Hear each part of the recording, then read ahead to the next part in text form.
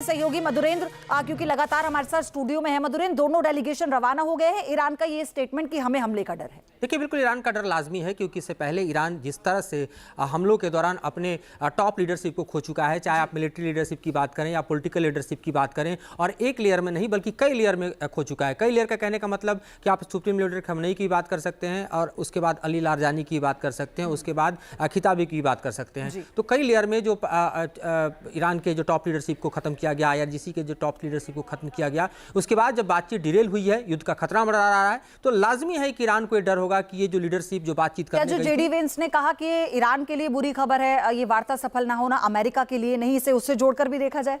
देखिए, जो डैमेज है वो दरअसल सीधे सीधे ईरान को है, और जो डैमेज है वो थोड़े बहुत आप देखें तो आपको मिडिल ईस्ट देशों के साथ साथ इजराइल का है। अमेरिका का इकोनॉमिक डैमेज है कि अमेरिका इस युद्ध में अपने पैसे लगा रहा है, अपने एसेट्स लगा रहा है, अपने मिलिट्री एसेट्स को जो है वो यूज कर रहा है। लेकिन अगर आप देखें तो ये युद्ध अमेरिका की जमीन पर नहीं लड़ी जा रही है, ये युद्ध ईरान की जमीन पर लड़ी जा रही है। और ईरान जो बैकफायर कर रहा है, ईरान जो इस युद्ध में है, वो टारगेट अमेरिका के एलाइज को कर रहा है, वो सीधे सीधे अमेरिका की जमीन को नहीं कर रहा, अमेरिकी एसेट्स को कर रहा है और इजराइल को कर रहा है। लिहाजा अगर बड़ा नुकसान कहीं दिखाई देगा तो जेडी वेंस इसमें सही कह रहे हैं, कोई ईरान को होगा। अगर युद्ध फिर से शुरू होता है तो नुकसान किसका होगा? जाहिर तौर पर ईरान का होगा। मैं आगे बढ़ूं मधुरेंद्र, मैं आपसे ये जानना चाह रही थी कि हमने बयान सुन लिया अमेरिका का, जेडी वेंस ने बता दिया, ईरान ने अपनी बात रख दी, दोनों मुल्कों ने रख दी, पाकिस्तान की तरफ से कोई रिएक्शन नहीं आया। क्या ये ऐसे मौके में जरूरी नहीं है कि जो मध्यस्थता कर रहा था, जिसकी सरजमीन पर ये बैठक हुई, कि वो बताए तो सही, भाई उसके प्रतिनिधि भी तो इस बैठक में थे, और ये ट्राइलेटरल बातचीत थी, बायलेटरल तो थी नहीं।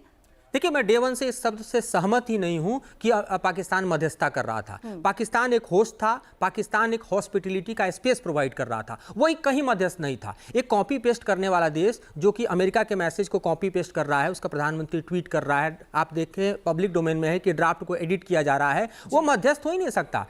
देखिए, पाकिस्तान का ट्रैक रिकॉर्ड भी नहीं रहा है कि पाकिस्तान इस तरह की मध्यस्थता कर पाए। वो एक आतंकी देश के तौर पर जाना जाता है। उसके अपने जो बॉर्डर्स हैं, भारत के साथ देखिए, अभी अफगानिस्तान के साथ देखिए, सब के सब ज्वलंत है। तो ऐसे देश पर आप मध्यस्थता का ठप्पा नहीं लगा सकते। वो एक होस्ट था। दूसरी बात ये कि जब ईरान के साथ युद्ध हो रहा था, अमेरिका और इजराइल के मोर्चे पर वो अपनी जंग लड़ रहा था, तो पाकिस्तान अफगानिस्तान के साथ वहां पर बिजी था।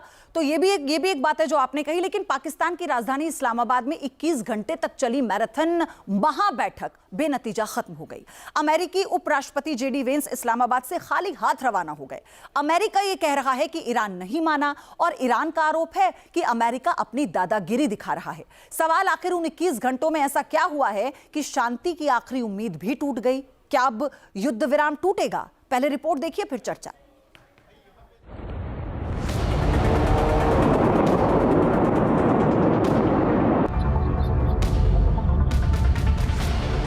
इक्कीस घंटों की मैराथन महाबैठक बेनतीजा खत्म। अमेरिका और ईरान के बीच बातचीत फेल।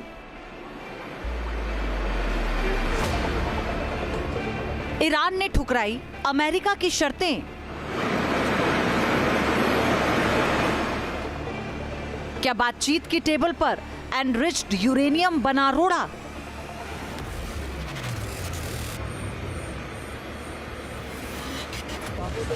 वही हुआ जिसका डर था।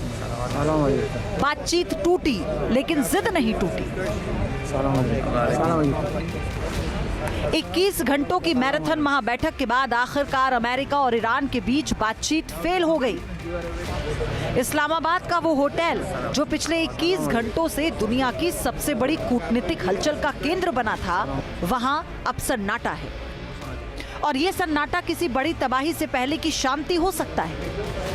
अमेरिका और ईरान के बीच शांति वार्ता नाकाम हुई तो उपराष्ट्रपति जेडी वेंस अपना बोरिया बिस्तरा समेटकर वॉशिंगटन के लिए उड़ान भर चुके हैं। लेकिन जाने से पहले उनके चेहरे की तल्खी और शब्द बता रहे थे कि हालात कितने नाजुक हैं। We talked about all those issues, Jen, and we talked about a number of issues beyond that, and so certainly those things came up. But again, we just could not get to a situation where the Iranians were willing to accept our terms. I think that we were quite flexible, we were quite accommodating. The president told us, you need to come here in good faith and make your best effort to get a deal.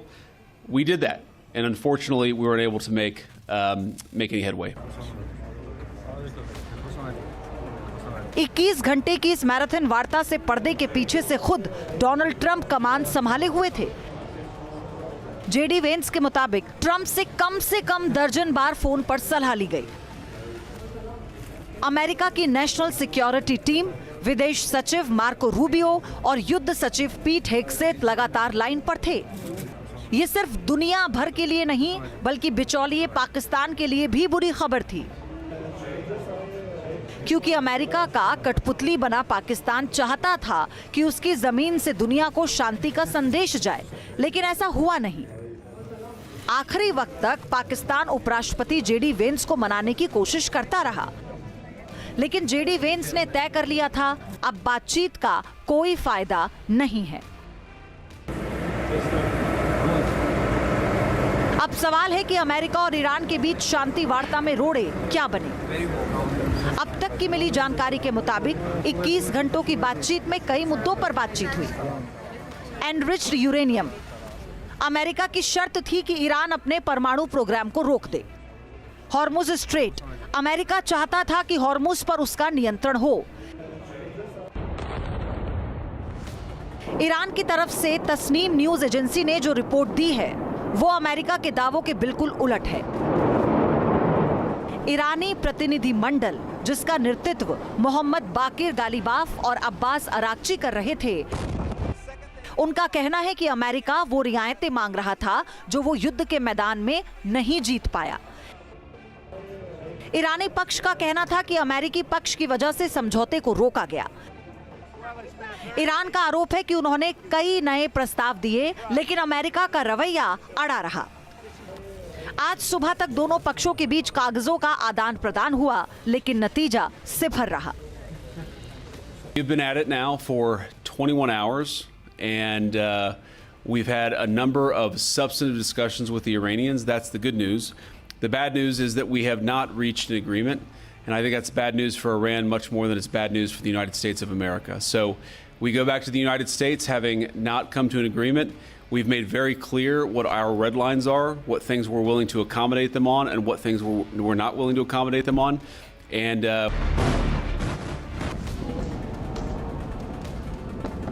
Pakistan में मौजूद Iranian media Fars के reporter को बातचीत का हिस्सा रहे करीबी सूत्र ने बताया, अमेरिकी टीम बातचीत की मेज छोड़ने के लिए बहाना तलाश रही थी।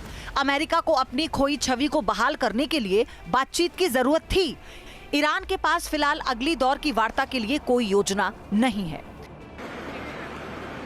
इधर अमेरिकी टीम रवाना हुई, उधर ईरानी टीम भी पाकिस्तान छोड़कर ईरान के लिए रवाना हो चुकी है। बहरहाल ईरान की तरफ से साफ हो चुका है कि अब बातचीत का कोई इरादा नहीं है। हालांकि अमेरिका और ईरान के बीच 2 हफ्ते का युद्ध विराम जारी है। 8 अप्रैल से शुरू युद्ध विराम 22 अप्रैल को खत्म होगा। इन 2 हफ्ते के दौरान दोनों पक्षों के बीच एक बार फिर बातचीत का मौका है। अमेरिकी उपराष्ट्रपति जेडी वेंस ने भी कहा कि उन्होंने शर्तें बातचीत की टेबल पर छोड़ दी।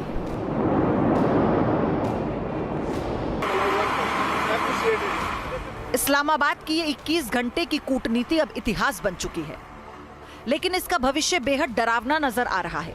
एक तरफ अमेरिका की लास्ट एंड बेस्ट ऑफर की डेडलाइन है, तो दूसरी तरफ ईरान का अधिकारों से समझौता ना करने की जिद। बीच में फंसा है पाकिस्तान, जिससे बिचौलिए की भूमिका भी छीन ली है। सवाल है कि क्या एक बार फिर महायुद्ध का इंतजाम हो गया है। Team news nation.